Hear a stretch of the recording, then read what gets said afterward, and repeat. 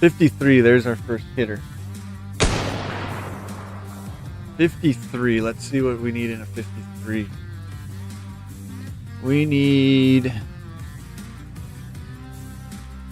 Well, we definitely want an S. But the P and the D are both under 100. Let's see if we can swing an S. Nope. It's the D, 59 million. But our first hitter. This older one, 1940, there's a hitter. There's a banger. What are we looking for? That's actually one of the older ones in a while. So 1940, you really kind of want the D or the S. The P is 176 million. So D or S? D or S? Nope, it's the 176 million, but still a hit. 1940, one of the older ones that we've seen in the last couple hunts. So 1941, there we go.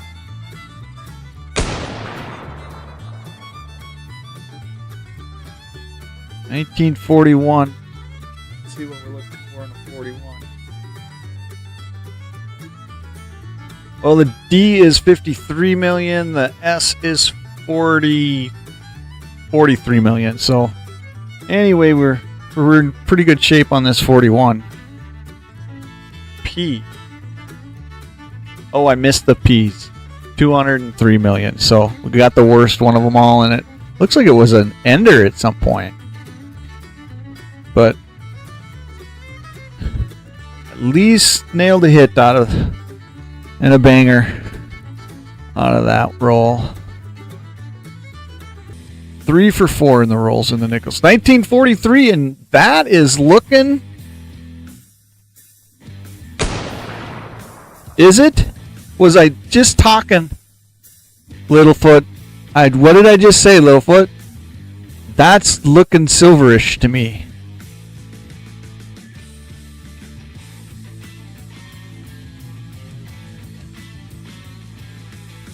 There is my very first one that I've ever hit roll hunting. San Francisco, what is the 43? San Francisco.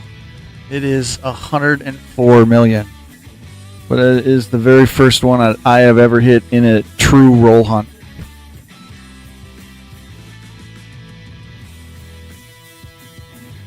When I saw 43 in the color, you're like, yep, there it is.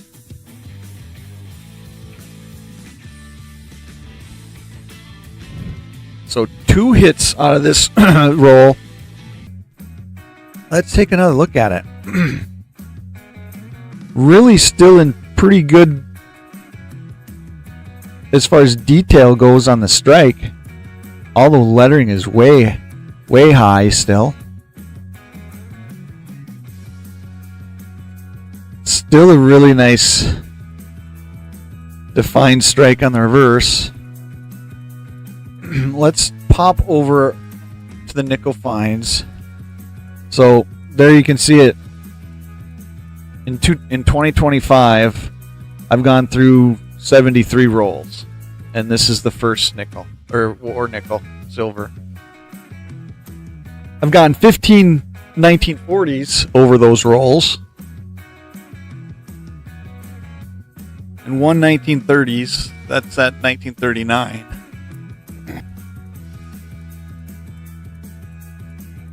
And not a bad looking one, not a beat to hell one either, Look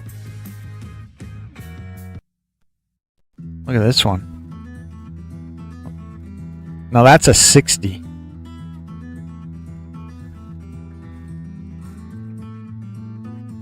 All right, I held off the hit button on the 99 just to give you a different perspective of this 1960.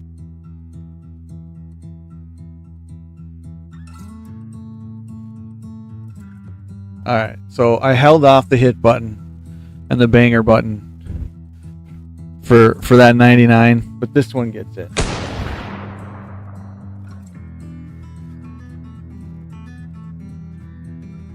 That's a nice looking 1960. And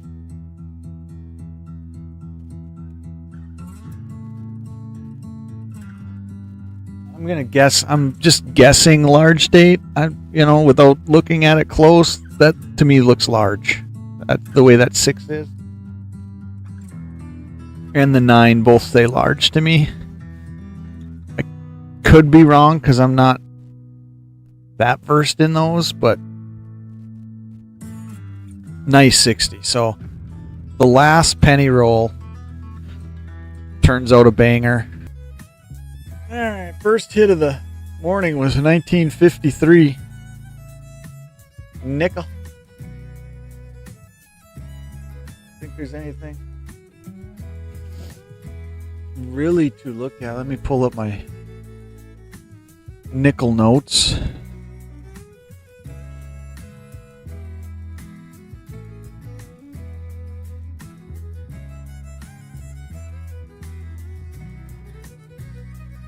Pull up the old nickel notes here.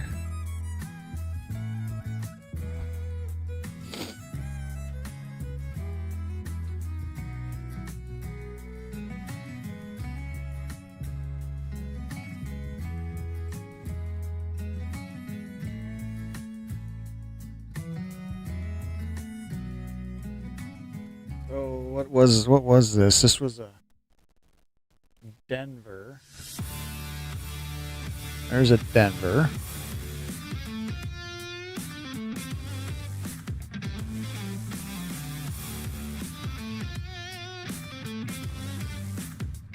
So 53 Denver. It doesn't look like there's anything on a 53 Denver.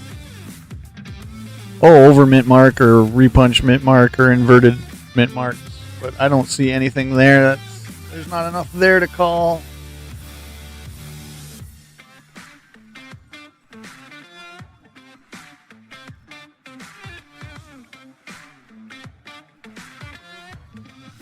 Nothing that stands out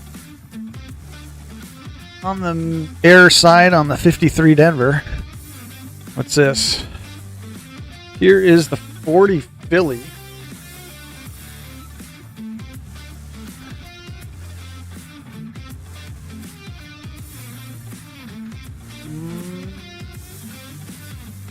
Don't look like there's anything in my notes on a 40 Philly.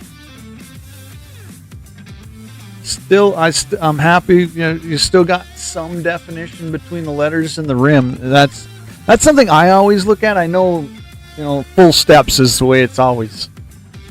Nickels are going to be judged, but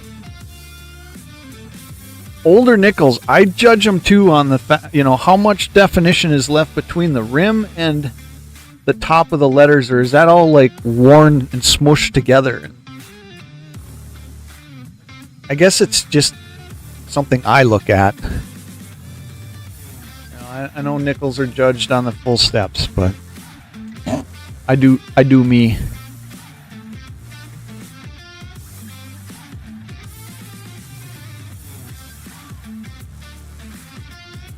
Pretty typical looking 40 there.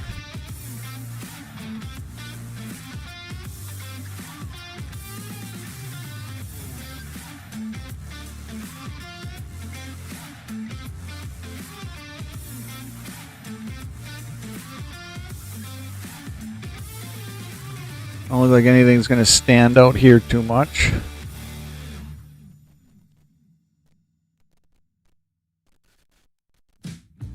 Here's the banger of the stream.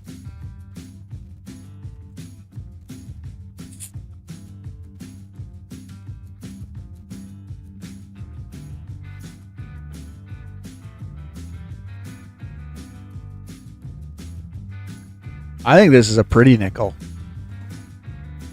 It's just me, though.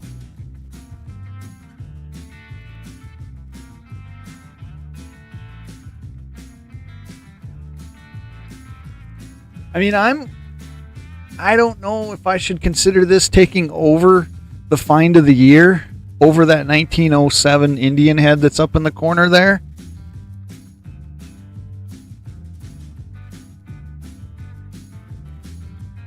I think that Indian head's going to stay just because of how old it is.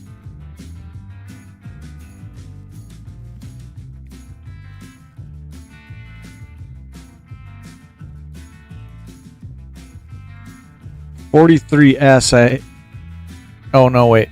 40. That's $42S. That's possibly got a mint mark error on it.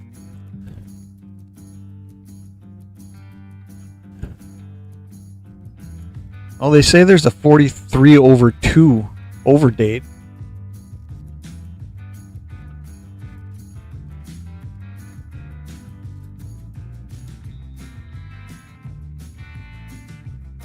No.